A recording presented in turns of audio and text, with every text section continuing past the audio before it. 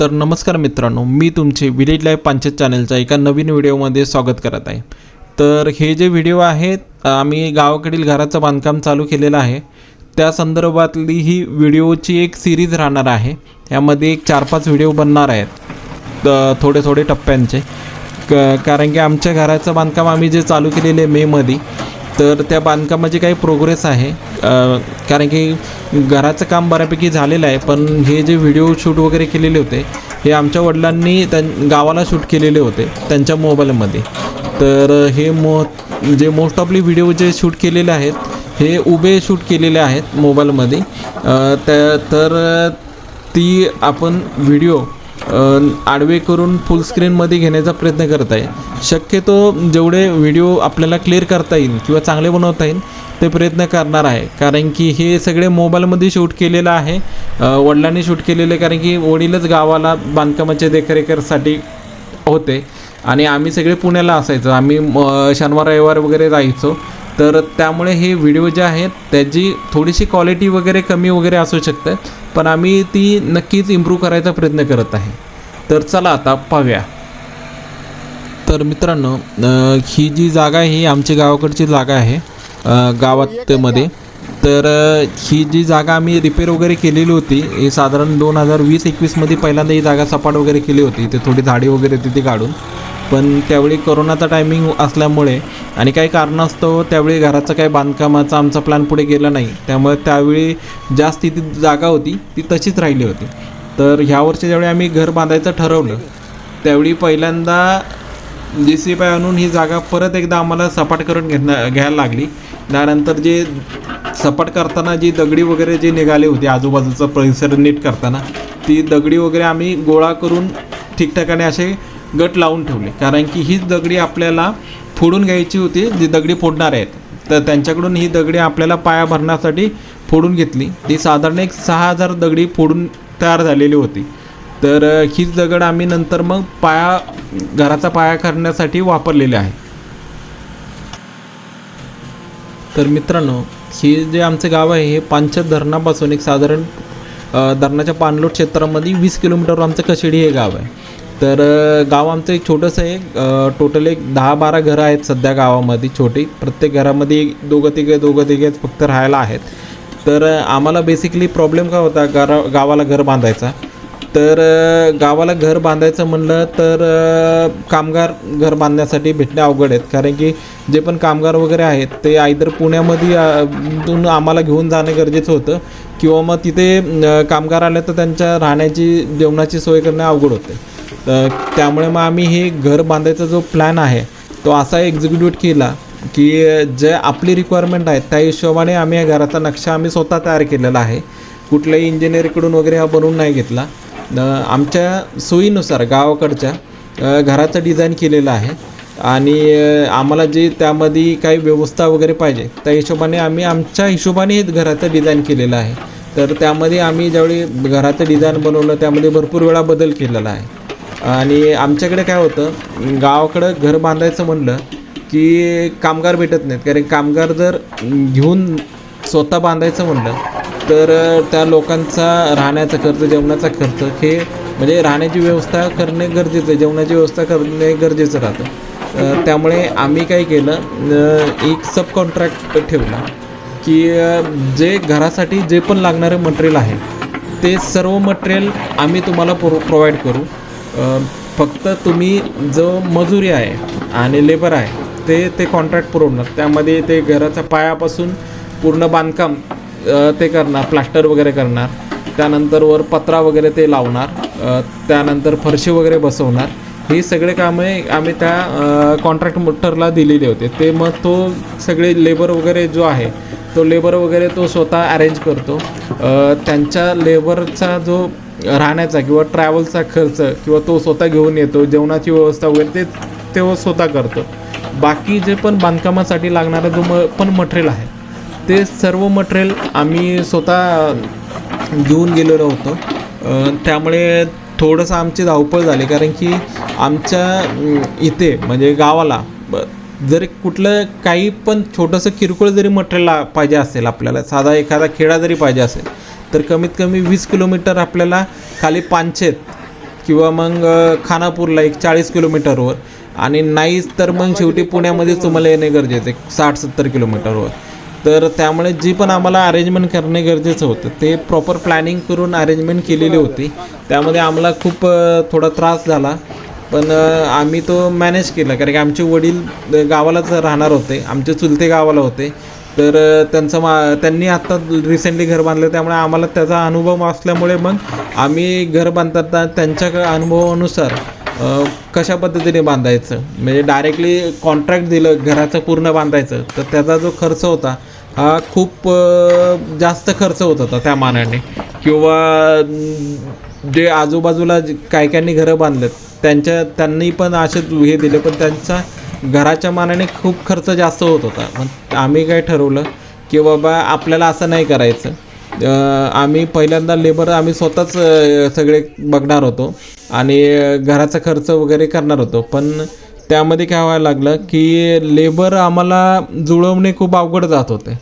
मग आम्ही दुसरा पर्याय निवडला की लेबर एक कॉन्ट्रॅक्ट द्यायचा आणि बाकी मटेरियल वगैरे जे आहे ते सगळं आम्ही अरेंज करणार. ह्या हिशोबाने आम्ही घराचं बांधकाम चालू केले.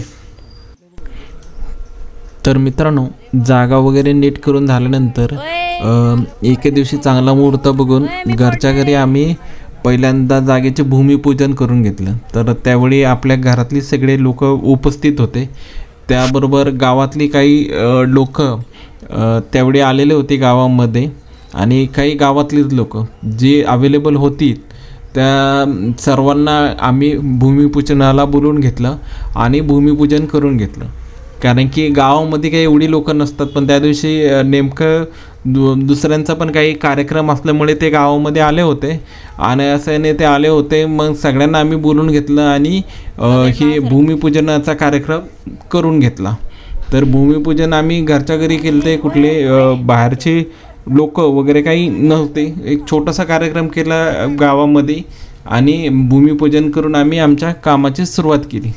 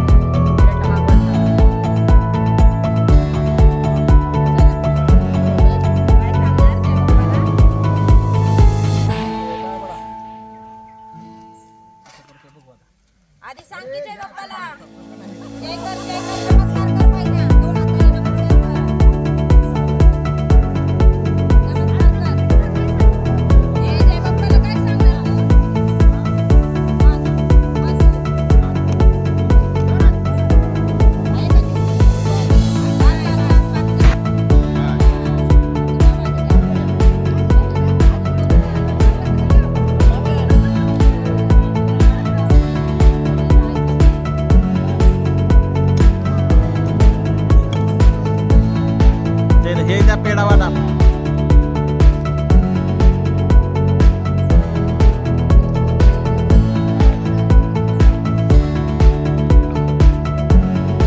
याच्याकडे विराटकडे.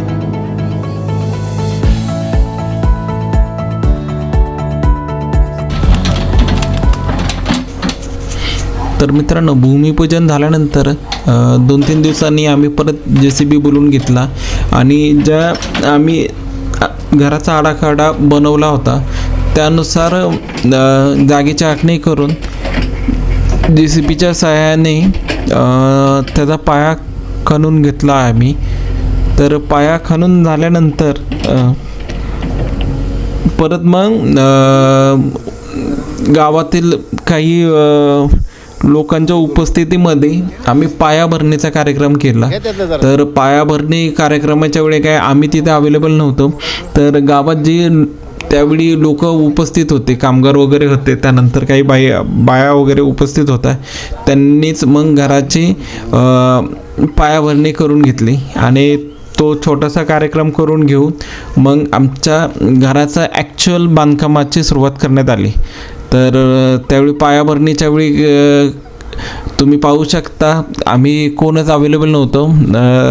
नानी होती, त्या नानींनी, त्यानंतर आमच्या गावात चुलते वडील आणि काही कामगार, गावातले काही लोक एवढेच उपस्थित होते. त्यांच्या उपस्थितीत पायाभरणीचा कार्यक्रम झाला आणि घराचं बांधकामाला सुरुवात झाली. एकदम अच्छा आहे. जसं तुम्हाला माहीतच आहे, आमचं गाव हे पांचतपासून 20 किलोमीटर अंतरावर असल्यामुळे आम्हाला जे पण मटेरियल वगैरे आणायचं आहे ते एकतर पांचतवरून किंवा पुण्यावरूनच घेऊन जायला लागतं. तर पायाभरणीच्या अगोदर आम्ही ही जी खडी, क्रशर आणि मोठी खडी ही सगळी आम्ही पांचतवरून नेलेले होते.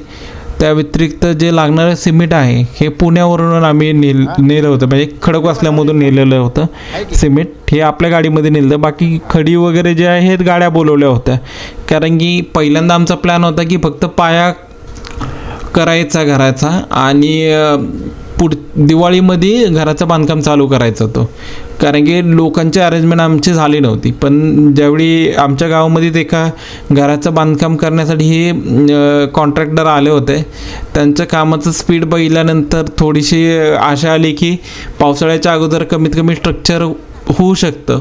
मग त्यांच्याशी आम्ही कॉन्टॅक्ट केला आणि मग त्यांना आमच्या बांधकामानुसार बांधकाम करण्यासाठी त्यांना आम्ही अपॉइंटमेंट केलं. तर हे बांधकामासाठी 5 मिस्त्री म्हणजे मजूर आम्हाला कॉन्ट्रॅक्टरांनी प्रोव्हाइड केले होते. त्यातले 3 जण मिस्त्री होते, 2 त्यांचे मदतनीस असे हे होते. हे ॲक्च्युली लावासाला काम करायचे, लावासा सिटीच्या तिथे हे कॉन्ट्रॅक्ट म्हणजे तिथे काम त्या साईडला राहून काम करायचे. हे ॲक्च्युली पश्चिम बंगालचे कामगार होते. तर त्यांचा कामाचा स्पीड आणि हे खूपच चांगलं क्वालिटीचं यांनी काम केलं. पण त्यांच्यासाठी मटेरियल वगैरे सगळं आम्ही प्रोव्हाइड केलेलं आहे. तर ह्यांनी पायाभरणीनंतर जेव्हा पाया चालू केला तर 2च दिवसामध्ये आमचा 30x30चा पूर्ण पाया त्यांनी दगडामध्ये बांधून घेतला. तर म्हणजे पूर्ण 30x30मध्ये पूर्ण चौकोनी भिंत आणि त्यामध्ये 2 सपोर्ट, हे असे पूर्ण बांधकाम त्यांनी 2च दिवसामध्ये कंप्लीट केले. ते सकाळी 7 वाजता त्यांचा जेवणाचा स्वयंपाक वगैरे स्वतः करायचे आणि जेवण वगैरे करून 7 वाजता ते कामाला चालू करायचे. ते संध्याकाळी 6 वाजेपर्यंत ते कंटिन्युअसली काम करायचे. त्यामुळेच तर आम्ही हे काम ह्या वर्षी चालू केलं, कारण की हे जे कॉन्ट्रॅक्टर आहेत एकदा पाऊस चालू झाला की मग पश्चिम बंगालला जातात आणि हे परत लोक येतील का नाही याची गॅरंटी नसल्यामुळे मग आम्ही ह्या वर्षी बांधकाम करण्याचा निर्णय घेतला आणि त्यांनी पण खूप चांगली अशी साथ दिली. पूर्ण पाया 2 दिवसात बांधला. त्यानंतर पाया बांधल्यानंतर मग त्यामध्ये आम्हाला भरट टाकायची होती. तर भर टाकण्यासाठी मग आम्ही काय केलं, जी पाया खणण्यासाठी जी माती उकरली होती तीच मोस्ट ऑफली आम्ही भरीसाठी वापरली.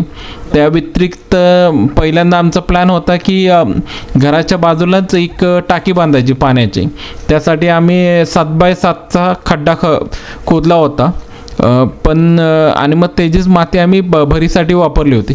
पण पुढे प्लॅन तो टाकीचा कॅन्सल करण्यात आला, कारण की हे बांधकाम करण्यासाठी त्याचं रेट सेपरेट, कारण की आमचं इनिशियली बोलणं नव्हतं झालं की टाकी पण बांधायची आहे. नंतर आमचं ठरलं होतं, पण ते टाकीच्या बांधकामाचं आणि कॉन्ट्रॅक्टमधलं थोडंसं जास्त तफावत येत होती. म्हणजे बांधकामाचा त्यांचा रेट थोडा वेगळा येत होता. त्यामुळे आम्ही टाकीचं बांधकामाचं नंतर कॅन्सल केलं आणि मग फक्त यांच्याकडून घराचं बांधकामच करून घ्यायचं ठरलं.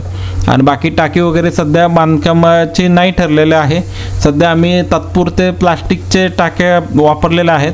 आणि नंतर पण आमचं प्लॅन आहे की नंतर मोठ्या पाण्याच्या टाक्या 2,000 लिटरच्या 2 टाक्या घ्यायच्या, जेणेकरून परत बांधकाम टाकीचं करायची गरज नाही पडणार. कारण की अंडरग्राऊंड टाकीचं बांधकाम करायचं झालं तर त्यासाठी खूप प्रॉपर बांधकाम करणे गरजेचं असतं. नाहीतर पाणी वगैरे लिकेज राहिलं तर मग त्या टाकीचा काहीच उपयोग होत नाही. त्यामुळे मग ते प्रॉपर बांधकाम करून घेण्यासाठी खूपच खर्च त्यांनी कोटेशन दिलं. त्यामुळे ते आमचे बांधकामाचं काय आम्ही कॅन्सल झालं आमच्याकडून. पायामध्ये भर वगैरे टाकून झाली. भरीसाठी आम्ही तीच माती वापरलेली आहे. त्या व्यतिरिक्त जे दगडी वगैरे होते तीच फक्त वापरली. बाहेरनं मुरुम वगैरे काही आणलेलं नाही, कारण की मुरुम वगैरे आणायला आमच्याकडे काही गाडी वगैरे तिथे गावाला अवेलेबल नव्हती. त्यामुळे एक JCB होता, त्याच्या साहाय्याने तिथली माती उचलून भर केली. भर वगैरे झाल्यानंतर आम्ही 1-2-3 दिवस त्या मातीला चांगलं पाणी मारून उपळून दिली. आणि उपळल्यानंतर मग आमचं प्लॅन होतं की त्याच्यावर धुमसान मशीन आणून ते प्रॉपर कम्पॅक्ट करून मग त्याच्यावर PCC करायची होती. पण काय होतं, आमची माती जी आहे लाल चिकन माती आहे, तर त्याच्यामध्ये पाणी जास्त झालं. आमच्याकडून पाणी जास्त झाल्यामुळे तो चिखल तयार झाला आणि धुमसान मशीन काय त्यावर चाललं ना. मग आम्ही तसंच त्याच्यावरच 1-2 दिवस वाळून दिलं आणि मग त्याच्यावरच PCC केली. कारण की धुमस मशीन पण आपल्याला खालनं पांचतवरनं आणायची होती आणि त्याचं ते भाडं वगैरे, परत गाडी वेळ नाही भेटत, कारण धुमस मशीनसाठी मग आपल्याला सेपरेट एक गाडी घेऊन लागत होती. मग त्यासाठी मग धुमस मशीनचा प्लॅन आम्ही कॅन्सल केला आणि 2 दिवस वाळून दिलं चांगलं. आणि मग त्याच्यावरच डायरेक्टली PCC केलं. एक 5 इंच सिमेंटचं पूर्ण PCC केले. PCC पण ह्या लोकांनी एका दिवसामध्येच PCC केले. हेच बाकी कोण PCC करण्यासाठी पण कोण सेपरेट लोकांची गरज नाही पडली. फक्त भर घालण्यासाठी आम्हाला 2-3 बाया घ्यायची गरज पडली. PCC वगैरे करण्याला हे सगळे 5 जणांनी PCC बांधकाम वगैरे केले. काही वेळेस फक्त आम्हाला बाहेरनं सेपरेट त्यांना मदतनीस द्यायला लागले, नाहीतर सगळे त्यांनीच पूर्ण काम केलेलं आहे. तर ज्यावेळी आम्ही PCC करत होतो तर PCC करताना जो आमचा पाया आहे, तर पायाच्या वर पूर्ण स्ट्रक्चरभर आम्ही 10 mmचे 2-2 रॉड असे प्रत्येक पूर्ण चौकोनी टाकून घेतले आणि त्याच्यावर PCC केली. म्हणजे त्यामुळे काय होतं, जे PCCला क्रॅक जाण्याचा जो संभावना आहे तो कमी होतो. त्यामुळे आम्ही हे रॉड टाकलेले आहेत. तर तुम्ही पण असे जर कधी PCC वगैरे करायचं झालं तर त्यामध्ये नक्की रॉड टाका. आणि पूर्ण PCCच्या आतमध्ये पण आम्ही बारीक रॉड टाकलेले आहेत. त्याचा काही व्हिडिओ बनवलेले नाही आहे. तर मित्रांनो, ह्या व्हिडिओमध्ये फक्त आम्ही हे जे PCCचं वर्क झालेलं होतं घराचं तिथपर्यंतच ह्या व्हिडिओमध्ये आम्ही घेत आहे. कारण की हा व्हिडिओ नाहीतर खूपच लेंदी होत होता. त्यामुळे आम्ही जोपर्यंत PCCचं जे काम केलेलं आहे तिथपर्यंतच ह्या व्हिडिओमध्ये घेतलेलं आहे. इथून पुढे मग बांधकामाचं जे कसं होतं टप्प्याटप्प्याने मटेरियल कसं आम्ही आणलेलं आहे त्या संदर्भातली माहिती वगैरे राहील. तर हा व्हिडिओ आम्ही इथेच एंड करत आहे. जर तुम्हाला हा व्हिडिओ आवडला असेल तर तुम्ही नक्की आमच्या चॅनलला लाईक करा चॅनलला सबस्क्राईब करा आणि अजून असे गावाच्या बांधकामाचे व्हिडिओ येतील, कारण की आम्ही ऑलमोस्ट आमचं बांधकाम झालेलं आहे. थोडे किरकोळ काम राहिलेले आहेत, म्हणजे प्लंबिंगचे काम, लाईटचं काम आणि कलर वगैरेच उरलेलं आहे. बाकी सगळं काम झालेलं आहे. पण आत्ता सध्या जे व्हिडिओ फुटेज आपल्याकडे अवेलेबल होते त्यांचे शॉर्ट व्हिडिओ आम्ही तयार करायचं चालू आहे. धन्यवाद. भेटू आम्ही परत नवीन व्हिडिओमध्ये.